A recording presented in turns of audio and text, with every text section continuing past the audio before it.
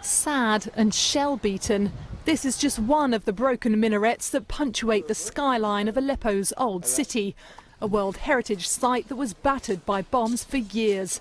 Reuters' Angus McDowell is there. I'm standing on top of the Great Souk of Aleppo. This is a restored part of the roof, and of course this whole area around me has been the subject of a great deal of work, but it is just one stretch. It's about 100 meters long and it's been very beautifully put back together. But Aleppo had 13 kilometers of souk, and the extent of damage is in some places just unbelievable. Restoration work in Syria is controversial. With the exception of Islamic State, which deliberately targeted ancient ruins, all sides in the war have portrayed themselves as guardians of historical sites and their enemies as vandals. Western countries that have imposed sanctions on Assad's government oppose any reconstruction work until there is a political solution to the conflict. They argue it would reward him for war crimes they say he has committed, but which he denies.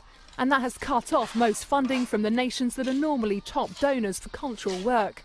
If you look around, you can see so many other historic mosques which are in very poor shape. There's one right here. The minaret has a terrible gash down the side from shelling, and there are many others when you look around the city that are also in very poor condition, and if there is not work on them, then there is a danger of collapse.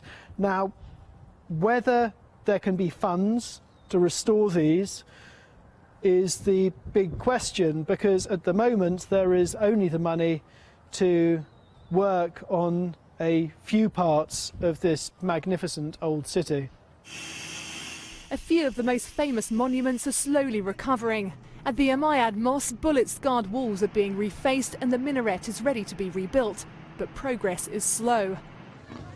In December, the UN cultural agency UNESCO said 10% of Aleppo's historic buildings were destroyed. More than half the buildings they assessed showed severe to moderate damage.